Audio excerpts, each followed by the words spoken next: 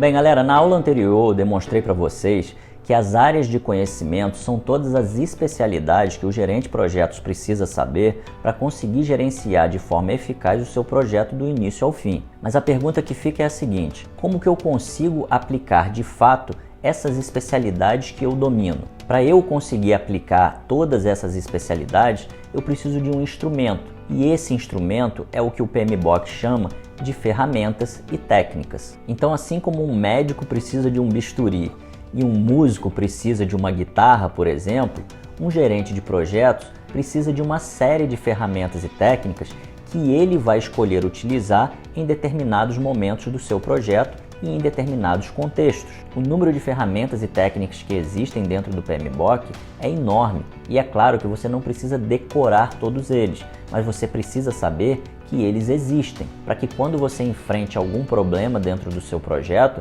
você não precise ficar pensando em como você vai solucionar ele. Basta você ir lá no Guia PMBOK e verificar se alguém já deu alguma solução parecida para aquilo. Então vamos citar alguns exemplos aqui de ferramentas e técnicas que a gente pode aplicar em cada área de conhecimento. Quando a gente fala da área de conhecimento de escopo, as ferramentas mais clássicas que a gente utiliza para conseguir desenvolver o escopo de um projeto são a declaração do escopo e a estrutura analítica de um projeto, que é a famosa EAP. Ou seja, para eu conseguir planejar todo o trabalho do meu projeto, que é a área de conhecimento de escopo, eu preciso de alguns instrumentos. E o instrumento que eu vou utilizar para fazer isso são essas duas ferramentas, por exemplo. E quando a gente fala da área de conhecimento de prazo, também existem outras ferramentas e técnicas. A principal ferramenta para a gente desenvolver o prazo de um projeto é o cronograma, que pode ser desenvolvido pelo MS Project, o Open Workbench e outras ferramentas que existem para desenvolver cronograma. Aqui é importante também ressaltar as técnicas, já que eu estou falando bastante das ferramentas,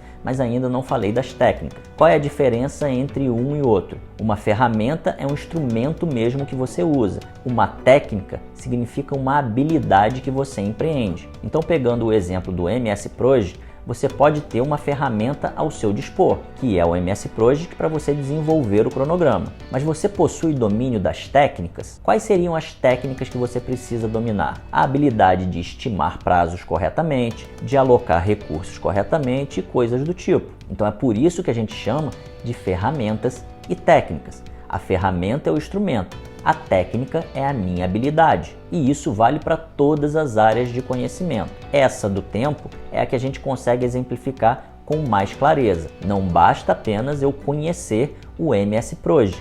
Eu preciso de habilidades, que são as técnicas, para estimar prazos, recursos e coisas do tipo. Então, indo para a área de conhecimento de custo, o que eu preciso saber ali? Quais são as ferramentas e técnicas que eu preciso saber? A ferramenta que eu preciso conhecer é de desenvolver orçamentos. E qual é a técnica que eu preciso conhecer? É de saber decompor custos. Imagine que eu tenho um padrão completinho de como fazer um orçamento, mas eu não sei decompor os custos. Eu não sei extrair informações suficientes para classificar todos esses custos. Eu vou ter a ferramenta, mas eu não vou ter a habilidade para preencher e utilizar essa ferramenta. Já na área de qualidade, existem outras ferramentas que a gente pode utilizar, como checklists, gráficos de controle e auditorias que a gente pode empregar dentro do gerenciamento do projeto para saber se o gerenciamento está sendo de fato eficaz. Já na área de recursos humanos, outras ferramentas e técnicas podem ser citadas aqui. Uma ferramenta citada é a famosa matriz RACI. A matriz RACI é uma ótima ferramenta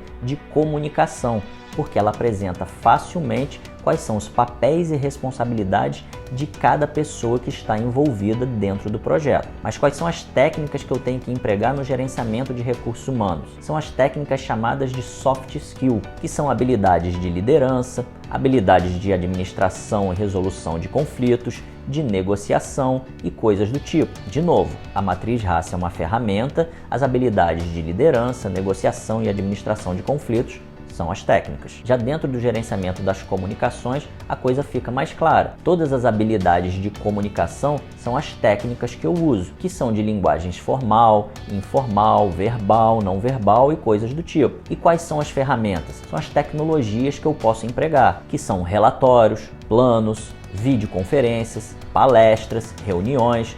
Todas essas são ferramentas de comunicação. Já quando a gente fala no gerenciamento das partes interessadas, vocês vão começar a perceber que muitas das ferramentas e técnicas que são utilizadas em outras áreas de conhecimento se repetem aqui. Até porque, para você conseguir gerenciar bem uma parte interessada, você precisa principalmente ter uma boa comunicação com ela. Então, as mesmas ferramentas e técnicas que você utiliza no gerenciamento da comunicação e muitas das ferramentas e técnicas que você utiliza no gerenciamento de recursos humanos, você pode aplicar também dentro do gerenciamento das partes interessadas. Técnicas como administração de conflito e negociação, por exemplo, são técnicas muito importantes quando você gerencia uma parte interessada. E ferramentas são ferramentas de comunicação, como por exemplo uma reunião, uma apresentação, uma videoconferência e coisas do tipo. Já no gerenciamento de riscos, existem também várias ferramentas e técnicas. A mais utilizada em termos de ferramentas para gerenciar risco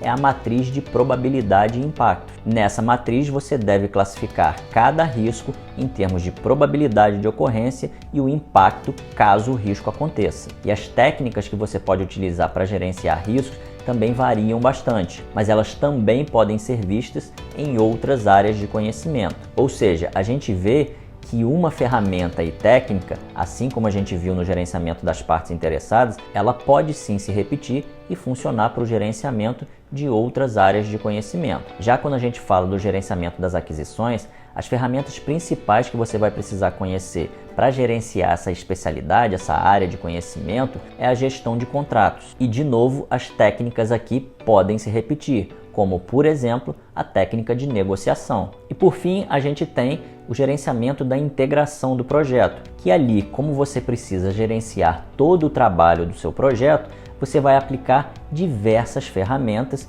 que existem em outras áreas de conhecimento e também diversas técnicas. Então, o que a gente pode concluir aqui sobre as ferramentas e técnicas que são utilizadas dentro do gerenciamento de projetos? As ferramentas são aquelas que a gente chama de hard skill, que é o uso de algum instrumento mesmo. E as técnicas são as soft skills, que são aquelas habilidades interpessoais que a gente pode desenvolver. Habilidades como negociação, administração de conflitos e liderança. Então, as ferramentas, uma vez que a gente aprende, a gente já sabe manusear ela. Mas quando se trata das soft skills, ou seja, as técnicas, é algo que a gente precisa estar sempre desenvolvendo, porque a gente sempre pode estar melhorando. Entendendo isso, agora a gente pode ir para a próxima aula, onde a gente vai falar sobre os grupos de processo.